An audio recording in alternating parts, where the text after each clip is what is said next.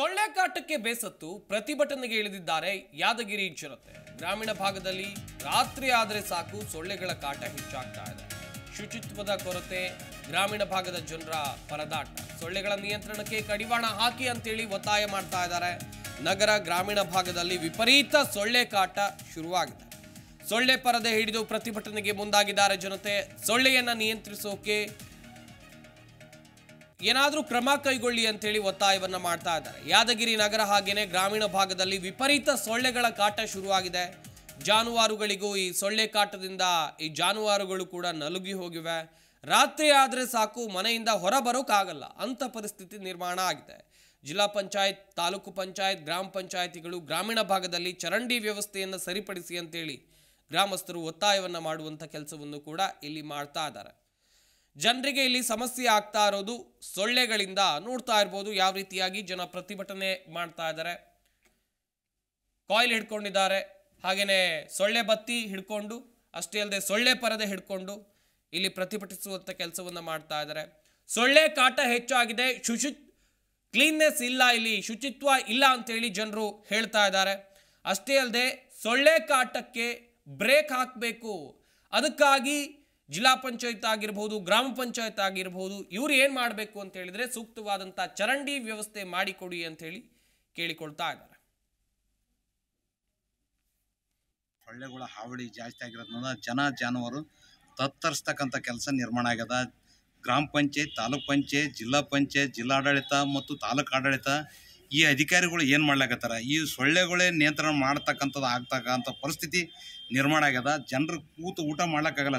ಮುಂಜಾನೆ ಸಾಯಂಕಾಲದಂದು ದುಡಿದು ಬಂದು ಇದ್ರ ನಿಯಂತ್ರಣ ಮಾಡವಲ್ರ ಅಂದ್ಮ್ಯಾಕ ಅಕ್ರಮ ಮರಳು ಯಾವಾಗ ನಿಯಂತ್ರಣ ಮಾಡ್ತಾರೆ, ಅಕ್ರಮ ಮದ್ಯ ಯಾವಾಗ ನಿಯಂತ್ರಣ ಮಾಡ್ತಾರೆ, ಅಕ್ರಮ ಮಟಗ ಜೂಜಾಟ ಅವು ನಿಯಂತ್ರಣ ಮಾಡ್ಲಿಕ್ಕೆ ಇವ್ರ ಕೈಲಿ ಆಗಲ್ಲ. ಜಿಲ್ಲಾಡಳಿತದ ಸಂಬಂಧಪಟ್ಟ ಅಧಿಕಾರಿಗಳು ಸಂಪೂರ್ಣ ದಿವ್ಯ ನಿರ್ಲಕ್ಷ್ಯ ವಹಿಸ್ಯಾರ.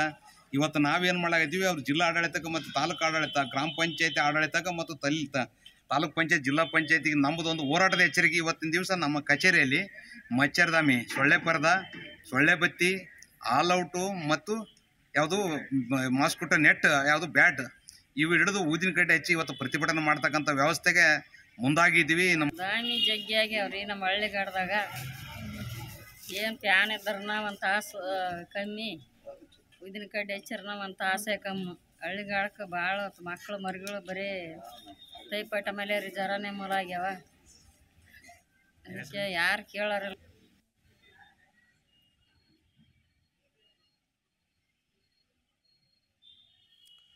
ಗಮನಿಸ್ತಾ ಇರ್ಬೋದು, ಜನತೆ ಆಕ್ರೋಶವನ್ನು ವ್ಯಕ್ತಪಡಿಸ್ತಾ ಇದ್ದಾರೆ. ಆಡಳಿತ ವ್ಯವಸ್ಥೆಯ ವಿರುದ್ಧ ಇಲ್ಲಿ ಒಂದು ಸರಿಯಾದ ಚರಂಡಿ ವ್ಯವಸ್ಥೆ ಇಲ್ಲ, ಹೀಗಾಗಿ ರಾತ್ರಿ ಆದರೆ ಸಾಕು ಮನೆಯಿಂದ ಹೊರಗೆ ಬರೋಕ್ಕಾಗೋದಿಲ್ಲ, ಸಂಜೆ ಆದರೆ ಸಾಕು ತಿರುಗಾಡೋಕ್ಕಾಗೋದಿಲ್ಲ. ಸೊಳ್ಳೆಗಳ ಕಾಟ ವಿಪರೀತ ಆಗಿದೆ. ಕೇವಲ ಮನುಷ್ಯರಿಗೆ ಮಾತ್ರ ಅಲ್ಲ, ಜಾನುವಾರುಗಳು ಇಲ್ಲಿ ಬದುಕೋಕೆ ಆಗ್ತಾ ಇಲ್ಲ ಅಂತೇಳಿ ಕಂಪ್ಲೇಂಟ್ ಮಾಡ್ತಾ ಇದ್ದಾರೆ, ಆಕ್ರೋಶವನ್ನು ವ್ಯಕ್ತಪಡಿಸ್ತಾ ಇದ್ದಾರೆ. ರಾತ್ರಿ ಆದರೆ ಸಾಕು ಮನೆಯಿಂದ ಹೊರಬಾರದಂಥ ಸ್ಥಿತಿ ನಿರ್ಮಾಣ ಆಗಿದೆ. ಜಿಲ್ಲಾ ಪಂಚಾಯತ್, ತಾಲೂಕು ಪಂಚಾಯತ್, ಗ್ರಾಮ ಪಂಚಾಯತಿ ಗ್ರಾಮೀಣ ಭಾಗದಲ್ಲಿ ಚರಂಡಿ ವ್ಯವಸ್ಥೆ ಮಾಡಬೇಕು ಅಂತೇಳಿ ಹೇಳ್ತಾ ಇದ್ದಾರೆ. ಮಾಹಿತಿ ಕೊಡ್ತಾರೆ ಯಾದಗಿರಿ ಜಿಲ್ಲೆಯ ಪ್ರತಿನಿಧಿ ವೀರೇಶ್ ರೆಡ್ಡಿ, ದೂರವಾಣಿ ಸಂಪರ್ಕದಲ್ಲಿ ಜಾಯ್ನ್ ಆಗ್ತಾ ಇದ್ದಾರೆ. ವೀರೇಶ್, ಸೊಳ್ಳೆಗಳ ಕಾಟಕ್ಕೆ ಜನ ಪ್ರತಿಭಟನೆಯನ್ನ ಮಾಡ್ತಾ ಇದ್ದಾರೆ. ಹಾಗಾದ್ರೆ ಅಲ್ಲಿ ಒಂದು ಚರಂಡಿ ವ್ಯವಸ್ಥೆ ಅಥವಾ ಶುಚಿತ್ವವನ್ನ ಕಾಪಾಡುವಂತ ಕೆಲಸವನ್ನ ಅಲ್ಲಿನ ಆಡಳಿತ ವ್ಯವಸ್ಥೆ ಮಾಡ್ತಾ ಇಲ್ವಾ, ಹೇಗೆ?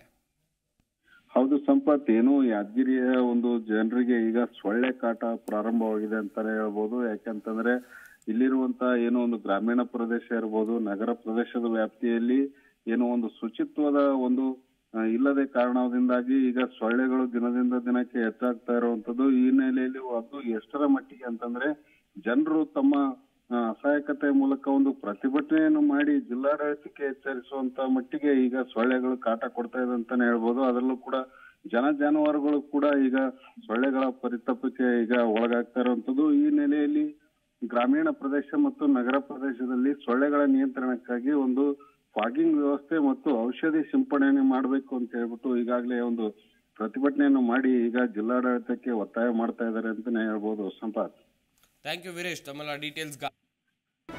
ಜಿ ಕನ್ನಡ ನ್ಯೂಸ್ ಈಗ ನಿಮ್ಮ ಮನೆಯಲ್ಲೇ ನೋಡಿ. ಎಲ್ಲ ಕೇಬಲ್ಗಳಲ್ಲಿ ಈಗ ಲಭ್ಯ.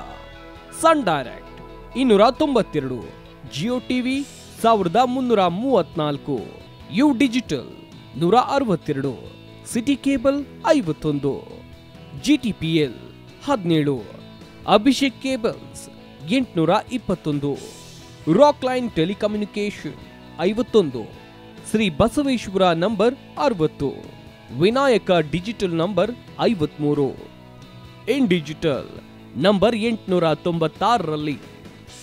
ನಿಮ್ಮಿಸ್ತದ ಜಿ ಕನ್ನಡ ನ್ಯೂಸ್ ನೋಡಿ ಆನಂದಿಸಿ.